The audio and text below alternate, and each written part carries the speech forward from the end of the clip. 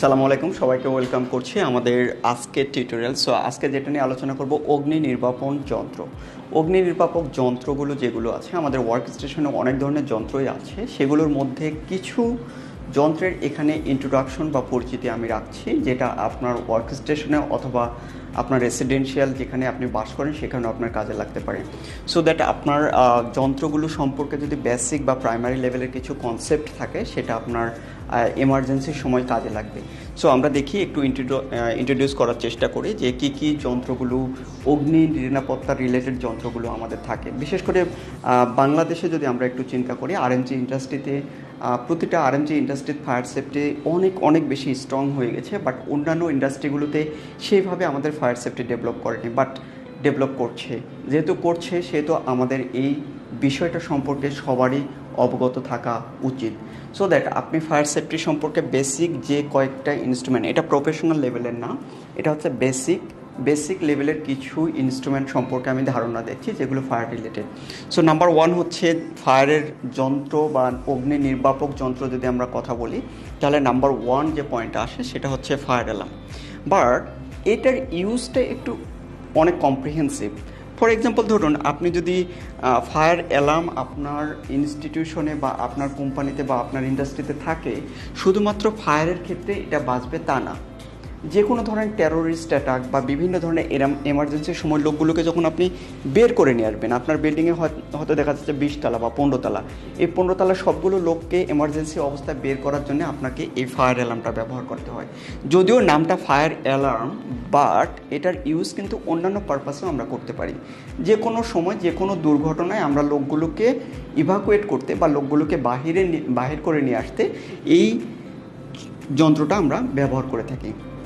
এটাই এখন অনেক অনেক অনেক উন্নত ফায়ার অ্যালার্ম আমাদের সেফটি সিস্টেমে অ্যাড হয়েছে বা ইনক্লুড হয়েছে, যেটা ইন্ডাস্ট্রি লেভেলে ইউজটা বেশি দেখা যায়।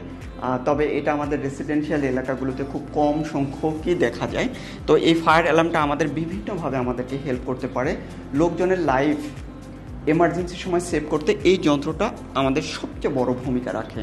সো এই যন্ত্রটার ক্ষেত্রে দেখবেন কিছু কিছু ক্ষেত্রে দেখবেন এই যন্ত্রগুলোতে কনসিল করা থাকে, একটা উপরে একটা গ্লাস দিয়ে অফ করা থাকে, কিন্তু ওই গ্লাসটা হচ্ছে প্রোটেক্টেড গ্লাস। আপনি যদি ওটা কিভাবে অন করতে হয় আপনি না জানেন তাহলে কিন্তু বিপদের সময় কিন্তু কাজে লাগাতে পারবেন না। সো দ্যাট ওটার উপরে একটা কনসিল যেটা আছে সেটা গ্লাসটাকে উঠিয়ে এখানে প্রেস করার মতো একটা জায়গা থাকবে, বাটন থাকবে, সেই বাটনে প্রেস করতে হবে। তাহলে এমার্জেন্সি যতগুলো জায়গার সাথে এটার কানেকশন আছে সবগুলোতেই ফায়ারের সাউন্ডটা বাজবে এবং মানুষ নিরাপদে নিচে নেমে আসতে পারবে। সময় মতো যদি ফায়ার অ্যালার্মটাকে আমরা কাজে লাগাতে পারি তাহলে মানুষের জানের নিরাপত্তা কিন্তু আমরা দিতে পারি। বিশেষ করে কমপ্লেক্স বা রিস্কি যখন বড় ধরনের ফায়ারের দুর্ঘটনাগুলো ঘটে তখন সেই সময় কিন্তু এটা আমাদের বড় একটা হাতিয়ার হিসাবে কাজ করে।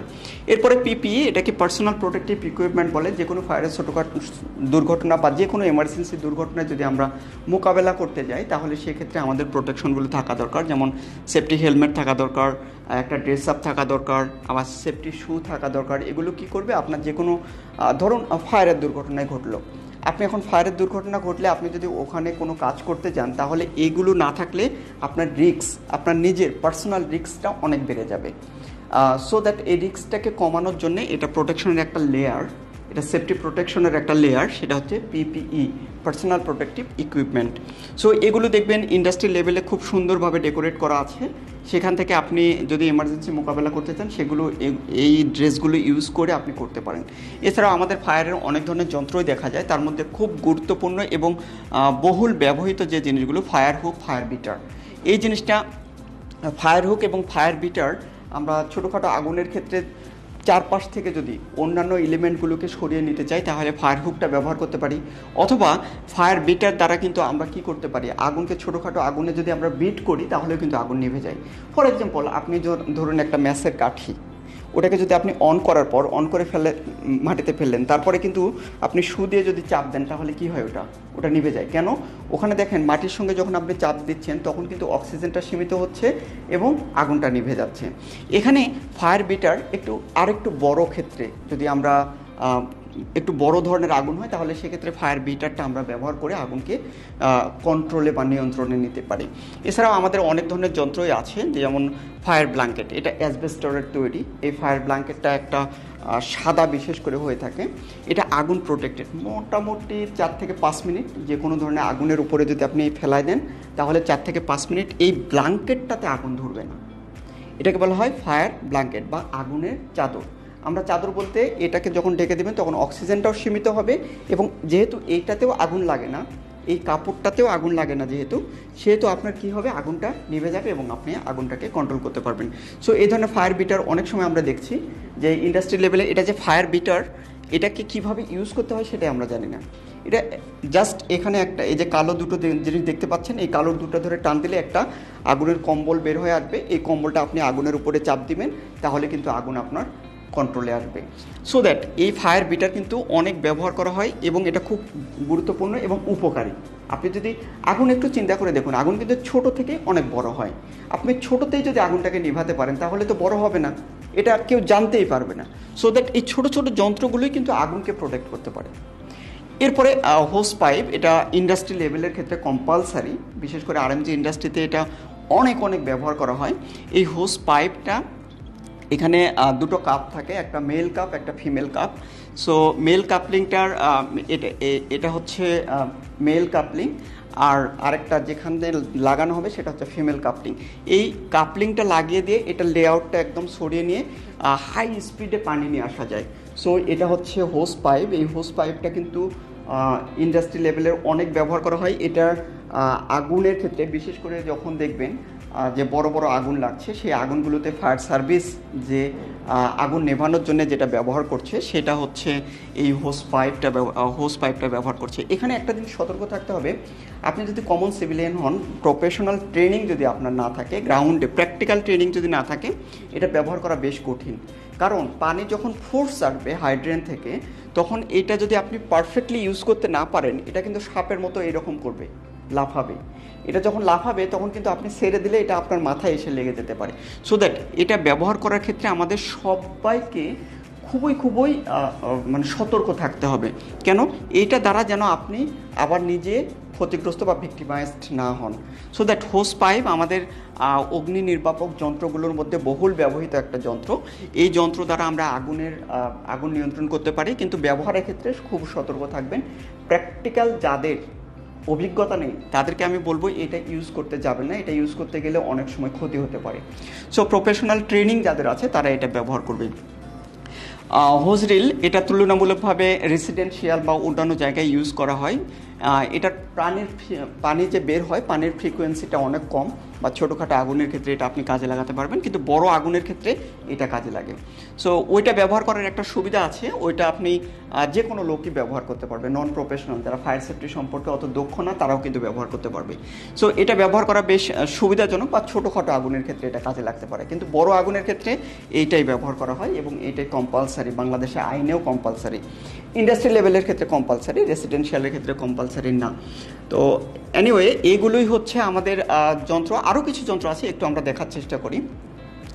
স্মোক ডিটেক্টর, হিট ডিটেক্টর, এগুলো দেখবেন ওই যে কোনো বিল্ডিংয়েই উপরে লাগানো থাকে, বিশেষ করে ইন্ডাস্ট্রি ক্ষেত্রে উপরে লাগানো থাকে। এখানে নিচে যদি কোনো স্মোক হয় বা কোনো ধোঁয়া হয় তাহলে অটোমেটিক্যালি এগুলো সাউন্ড দেবে, সেই সাউন্ডের মাধ্যমে কি করবে, সতর্ক করবে সবাইকে। সো দ্যাট এগুলো ইন্ডাস্ট্রি লেভেলে ব্যবহার করা হয়, স্মোক ডিটেক্টর, হিট ডিটেক্টর। এবং বর্তমানে বিশেষ করে রানা প্লাজার ডিজাস্টারের পরে বাংলাদেশে এই ফায়ার ডোরটা অনেক পরিমাণে ব্যবহার করা হচ্ছে। এটা কেন ব্যবহার করা হচ্ছে বা এটার উপকারিতা কি? এটার অনেক উপকারিতা আছে। ধরুন দুটো রুম আছে, দুটো রুমের একটা রুমের সাথে আরেকটা রুমের কানেকশন আছে। একটা রুমে যদি আগুন লাগে আরেকটা রুমে কিন্তু আগুনটা চলে আসবে। সো এই আগুনটাকে 1 ঘন্টা বা 1.5 ঘন্টা, এগুলোর আসলে রেজিস্ট্যান্স যেটা সেটার উপর ডিপেন্ড করে, 1 ঘন্টা বা 1.5 ঘন্টা এই ফায়ার ডোরটা প্রোটেক্ট করবে। তার মানে এই ফায়ার ডোরটা যদি থাকে, যে কোনো ঘরে, পাশের ঘরেও যদি আগুন লাগে তাহলে আরেকটা ঘরে আগুন ছড়াবে না। সো এই ফায়ার ডোরটা বর্তমানে ইন্ডাস্ট্রি লেভেলে, বিশেষ করে আরএমজি ইন্ডাস্ট্রিতে কম্পালসারি। আপনি যে কোনো আরএমজি ইন্ডাস্ট্রি বা শিল্প কারখানায় এগুলো খুব ব্যবহার করা হচ্ছে। এগুলোর উপকারী দিক আছে এবং এগুলোর ব্যবহার যদি আমরা করতে পারি তাহলে ফায়ার সেফটিটা আমরা কিন্তু নিশ্চিত করতে পারি বা একদম আমরা অনেক স্ট্রং একটা সেফটি এনশিওর করতে পারি। সো এগুলো ইন্ডাস্ট্রি লেভেলে ব্যবহার করা হচ্ছে, এখনও আমাদের রেসিডেন্সিয়াল এলাকাতে এগুলো দেখা যায় না। সো এটাও বহুল ব্যবহৃত একটা ফায়ার সেফটি যন্ত্র বলা যেতে পারে। এবং হাইড্রেন্ট সিস্টেম, এটা হয়তো সবাই পরিচিত, দেখে থাকবেন। হাইড্রেন্ট সিস্টেমটাই এটা আসলে পানি সরবরাহ করে। এটা এমন কিছু না, আমরা যে হোস পাইপটা দেখলাম, হোস পাইপটাই এখানে সংযুক্ত করা হয়। এখানে যে ফিমেল কাপলিংটা আছে সেই কাপলিংটাতে মেল কাপলিংটাকে অ্যাডজাস্ট করা হয়।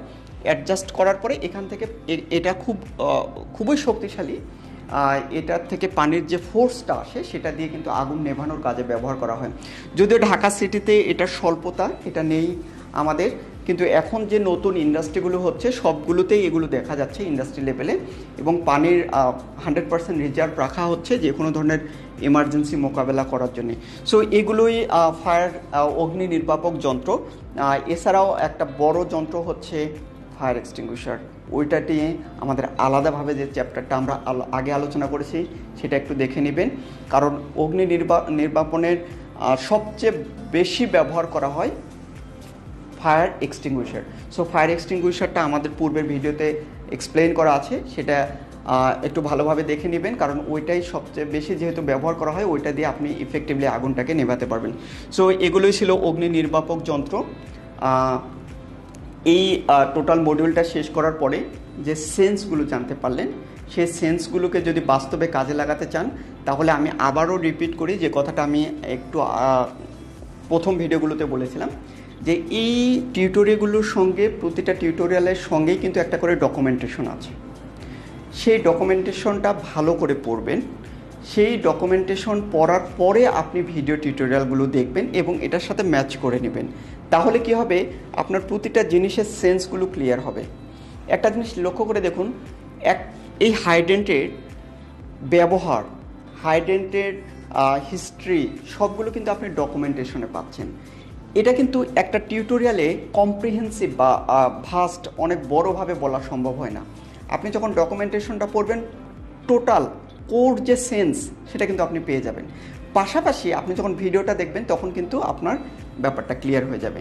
সো দ্যাট সবাইকে রিকোয়েস্ট করব, যদি আগুন সম্পর্কে সচেতন হতে চান এবং দক্ষ হতে চান তাহলে একটু পরিশ্রম করতে হবে। সেই পরিশ্রমটা হচ্ছে স্টাডি প্লাস ভিডিও টিউটোরিয়াল, দুটোকে কম্বাইন করে আপনি যদি এগিয়ে যেতে পারেন তাহলে আপনার আগুনের দক্ষতা বাড়বে।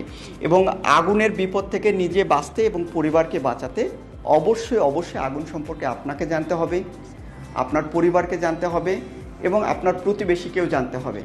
সবাই মিলে জানে, সবাই মিলে যদি মানতে পারি তাহলে আপনি সেফ থাকবেন, আমি সেফ থাকব। সবাই নিরাপদ থাকলে আমরা সবাই মিলেই ভালো থাকব। ভালো থাকবেন, সুস্থ থাকবেন। এই ভিডিও এখানেই শেষ করছি। পরের মডিউলে দেখা হবে প্রাথমিক চিকিৎসায়।